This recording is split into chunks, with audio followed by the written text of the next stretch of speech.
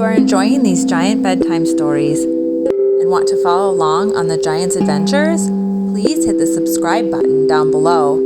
Also, don't forget to like this story. Enjoy the meditation. Tell me a giant story.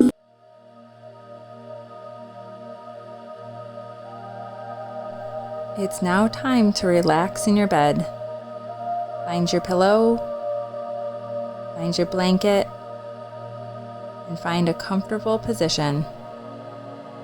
Get ready for the tale I'm about to tell. It was early in the morning. In fact, it was so early, all the 4 giant children were still sleeping. What woke them up was a tap, tap, tap on their window.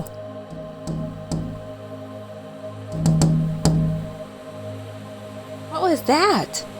Apple Peach Banana asked. Rubbing the sleep out of her eyes, Luna said, "I don't know. I was dreaming that someone was knocking on our door." "There, I heard it again," Apple Peach Banana said. Luna, who was the oldest of the giant children, bolted up in her bed. "I heard it now. Someone wasn't knocking on the door. It's coming from that window." She pointed to their bedroom window. Bo, the second of the oldest giant children, walked over, opened up the shades, and they saw a bird. The bird continued to knock its beak against the window.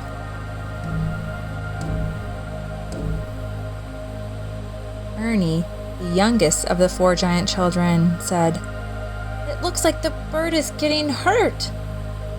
Apple Peach Banana said, "Why is it doing that?" Luna, who had no idea why a bird would be banging its beak against the window, said, "I don't know. Open up the window. Maybe it's trying to come in." Bo had to unlock the window, crank it open, and wait. But the bird flew away. "That's strange," Bo said. "Anyway, let's go eat breakfast." So the 4 giant children went to the kitchen to eat their breakfast. While they were sitting at the kitchen table, there it is again! The knocking! It's on that window this time! Luna pointed over at the living room window. Sure enough, same bird, same tapping. "What on earth is it doing?" Bo asked. Luna again said, "I don't know. Open the window." Bo went over, unlocked the window, cranked it open, and the bird flew away again. "Why does it keep tapping on our windows?" Apple Peach Banana wanted to know. Then Bo remembered there was this thing called Morse code, and it involved a bunch of tapping. So he said, "I wonder if the bird is communicating with us using Morse code." "Here, Dad has a book about Morse code. Every tap and pause is a letter. Next time the bird comes, let's write down all the long taps and the short taps. Then we will decipher what the bird is trying to tell us." The giant children ended up waiting quite a while before the bird returned. But when it did, they were ready for it. They got out their pencils and paper, and the bird began communicating with them using Morse code, tapping on the window.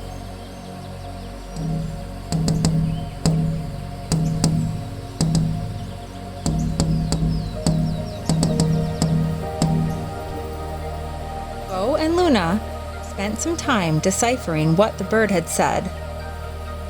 "What is Morse code even for?" Luna asked. Bo told Luna that a long time ago there weren't telephones, and the only way to get messages across was by writing letters, and that took too long. A man named Samuel Morse invented it so you could communicate from long distances. "Oh, that makes sense. Well, somehow this bird knows Morse code and it's communicating with us," Luna said. "I finished decoding what it said. Do you guys want to know what it says?" Bo, Apple Peach Banana, and Ernie all said, "Of course." Yup. Luna read aloud what she had decoded. It says, "Please help.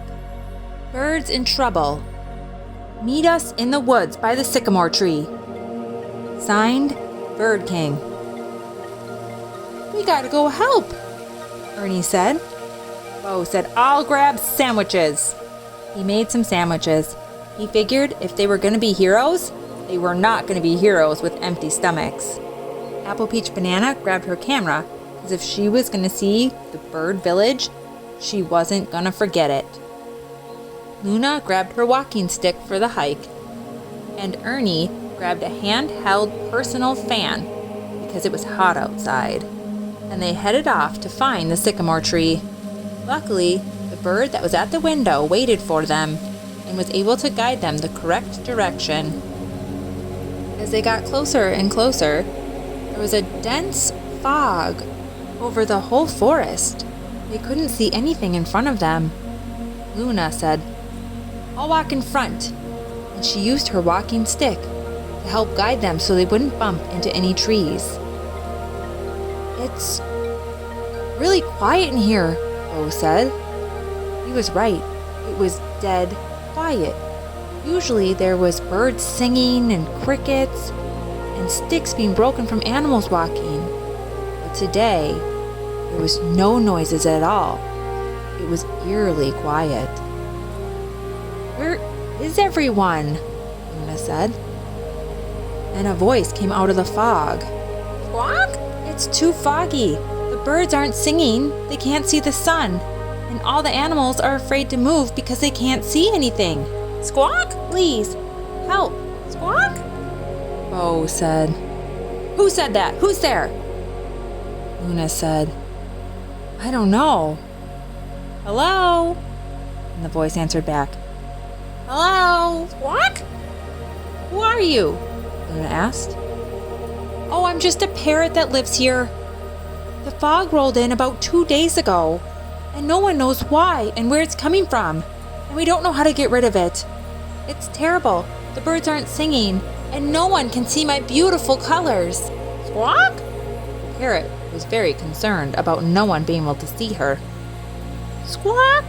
And the birds won't fly if they can't see anything.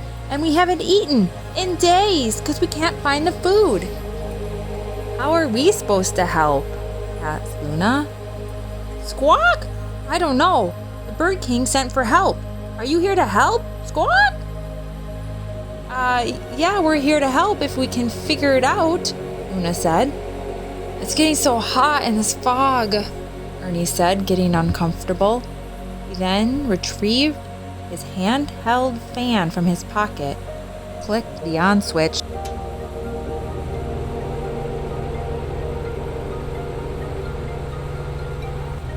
and felt immediate relief from the heat.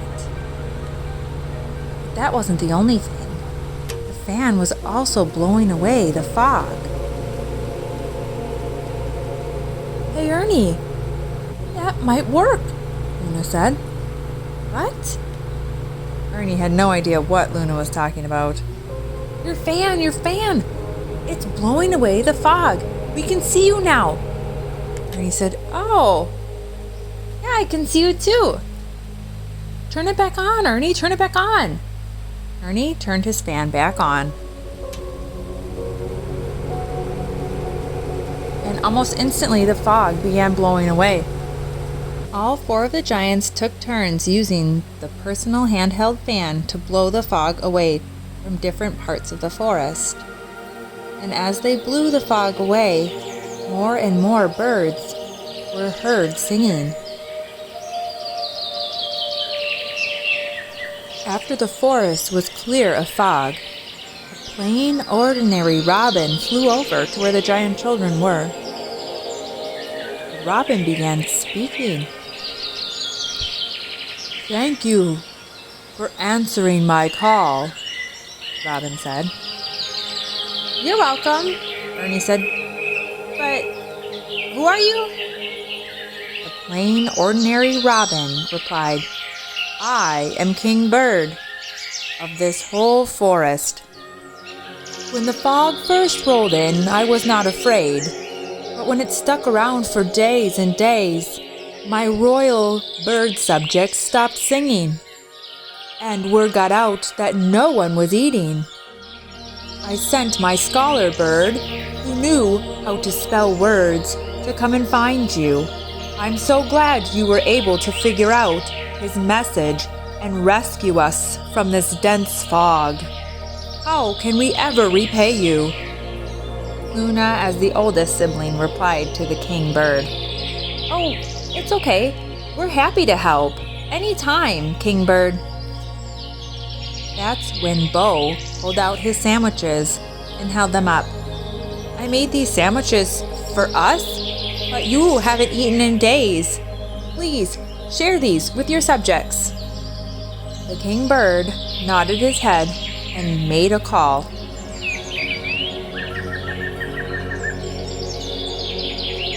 Birds came flying in from every direction, left, right, up, down, you name it, they were coming in.